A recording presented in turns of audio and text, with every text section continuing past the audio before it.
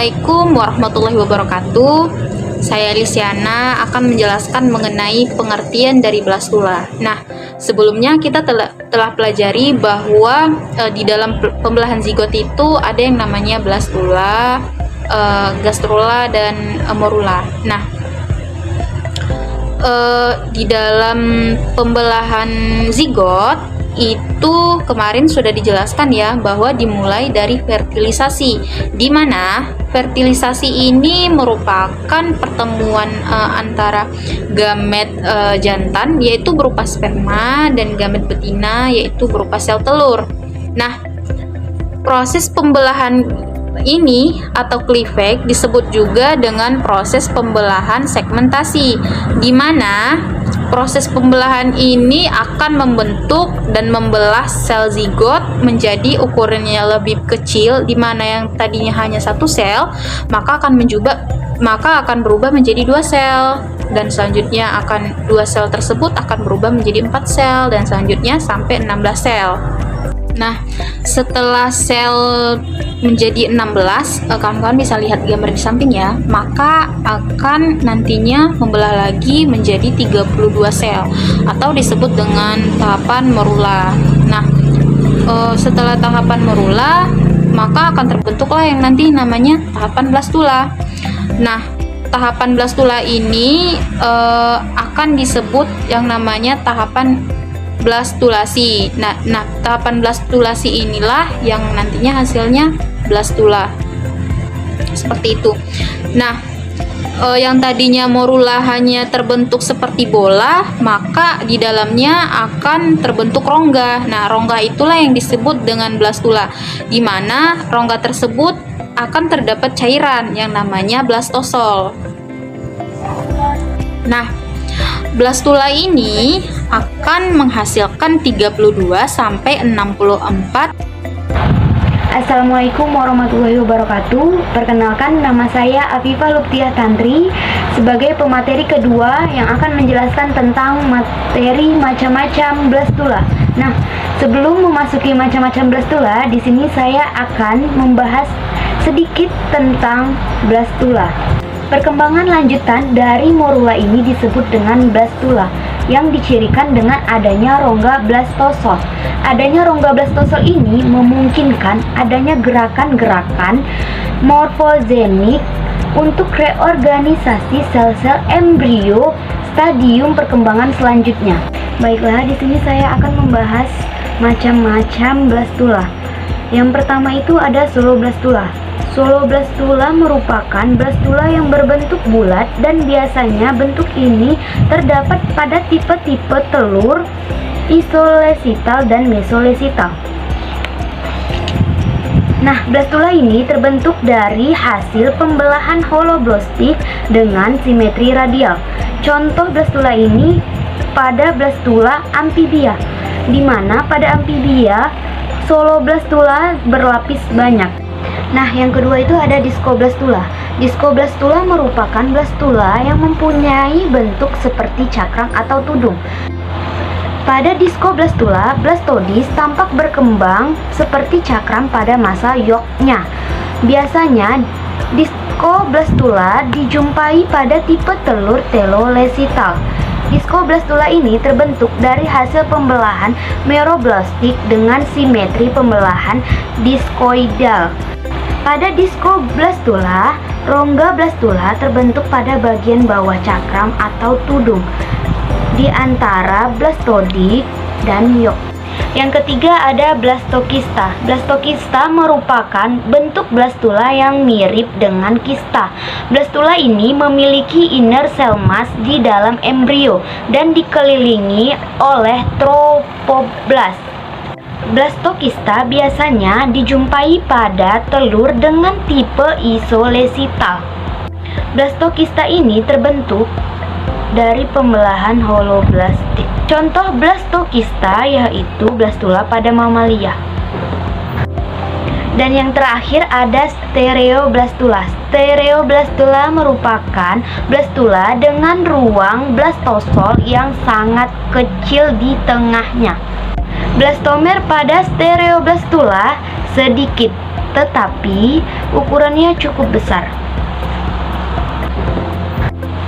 Dan yang terakhir ada stereoblastula. Stereoblastula merupakan blastula dengan ruang blastosol yang sangat kecil di tengahnya. Blastomer pada stereoblastula sedikit, tetapi ukurannya cukup besar.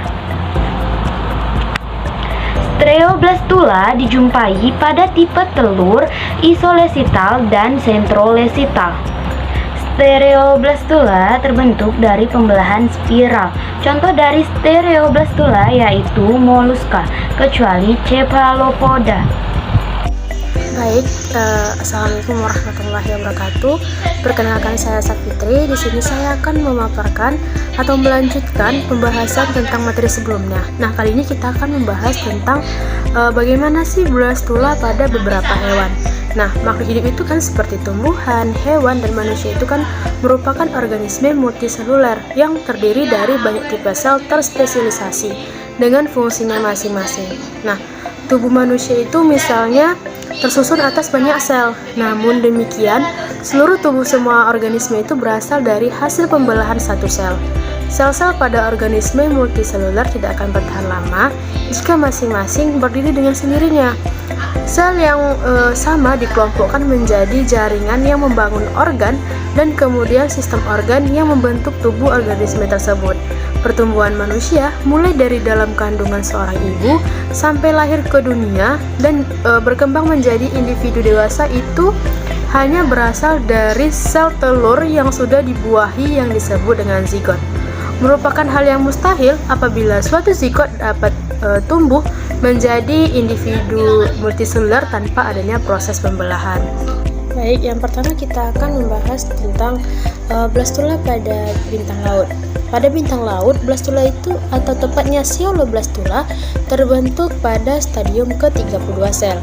Pada stadium awal, blastula itu mempunyai silia dan dinding blastula hanya ada satu lapisan sel.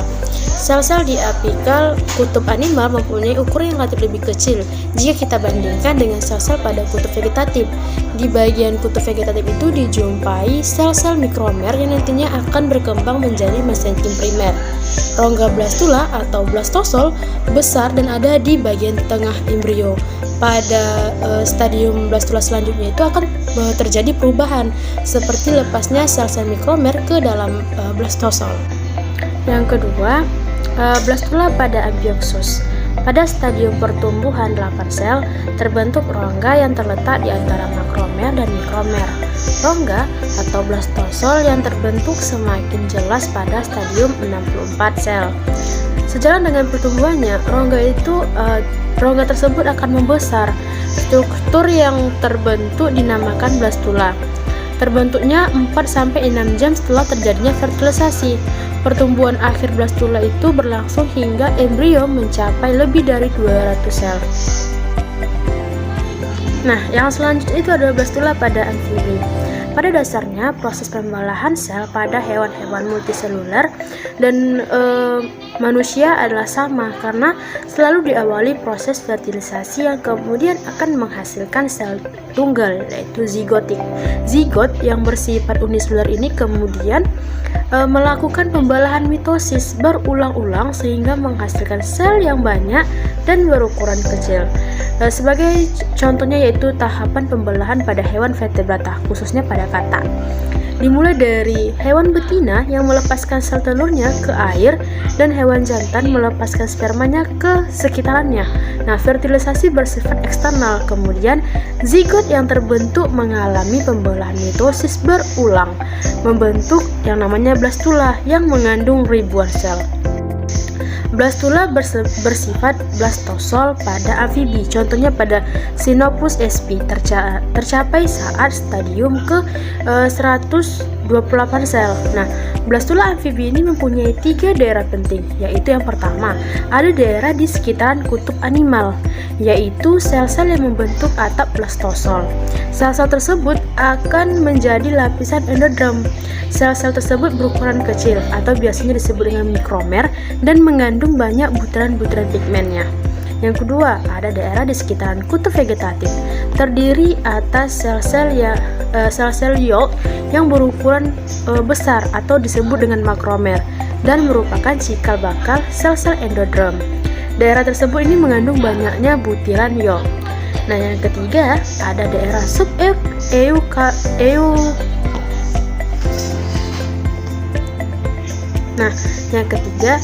subekuatorial, terdiri atas sel-sel cincin marginal berupa daerah kelabu.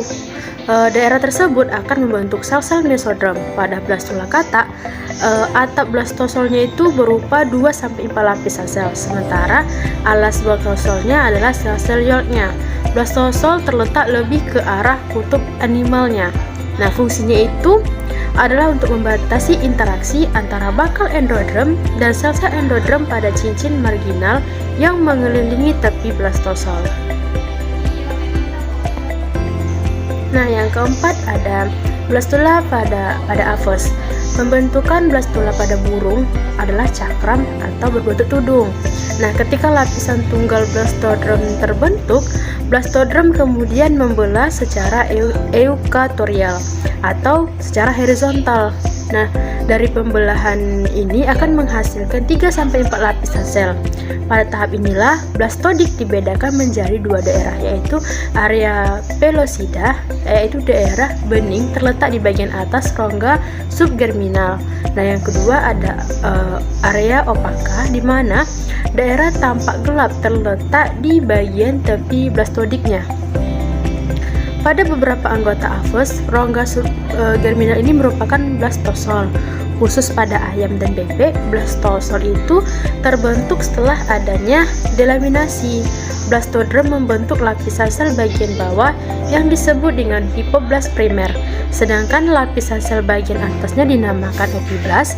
Itu celah di antara hipoblast dan epiblastnya itu disebut dengan blastosol. Yang terakhir, blastula pada mamalia. Blastula pada mamalia disebut dengan blastokista, memiliki sebuah rongga yang berisi cairan yang dikelilingi oleh selapis sel pada bagian tepi yang disebut dengan tropoblast atau tropektodrem. Pada bagian dalam embrio ke arah kutub animal terdapat sekelompok sel-sel dalam atau biasa disebut dengan inner cell mass. Tropoblast itu merupakan bagian ekstra embrio yang kelak membentuk selaput korion dan turut serta dalam pembentukan plasenta, sedangkan masa sel-sel dalam akan berkembang menjadi embrio yang sesungguhnya. Adanya rongga blastula itu memungkinkan untuk berlangsungnya gerakan-gerakan morfogenik untuk reorganisasi sel-sel embrio pada stadium perkembangan selanjutnya, khususnya pada stadium gastrula. Pada mamalia, fertilisasi kan berlangsung pada pembagian ampula oviduk. Nah, zigot yang terbentuk bergerak menuju uterus sambil melangsungkan pembelahan. Pada stadium blastula, embrio siap untuk mengalami implantasi. Sambil terimplantasi, blastula akan berkembang. Dan sementara itu terjadilah plasentasi pada jaringan tropektodrem dan jaringan endometrium pada induk. Baik, sekian yang dapat saya paparkan. Terima kasih.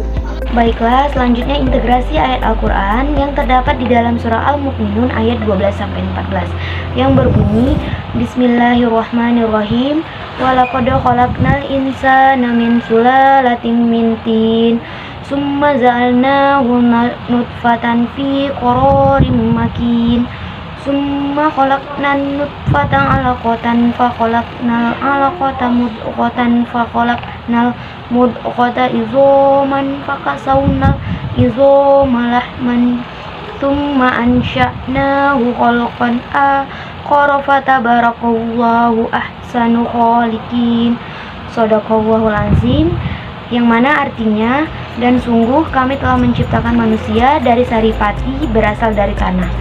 Kemudian kami menjadikannya air mani yang disimpan dalam tempat yang kokoh, yaitu rahim. Kemudian air mani itu kami jadikan sesuatu yang melekat. Lalu sesuatu yang melekat itu kami jadikan segumpal daging. Dan segumpal daging itu kami jadikan tulang belulang. Lalu, tulang belulang itu kami bungkus dengan daging, kemudian kami menjadikannya makhluk yang berbentuk lain. Maha suci Allah, pencipta yang paling baik. Nah, maksud dari Quran Surah Al-Mu'minun ayat 12-14 tersebut yaitu pada ayat tersebut dibahas proses penciptaan manusia melalui proses penyatuan sperma dan ovum. Sperma dan ovum bertemu dan menyatukan diri, kemudian membelah dan terus membelah. Tiap-tiap sel baru membentuk jalinan yang kuat di antara mereka. Setelah mulai terbentuk, sel-sel itu mencari tempat berlabuhnya, yaitu di dinding rahim. Kemudian sel-sel itu terus berkembang dan membentuk bagian-bagian tubuh manusia dan yang nantinya akan melahirkan individu baru.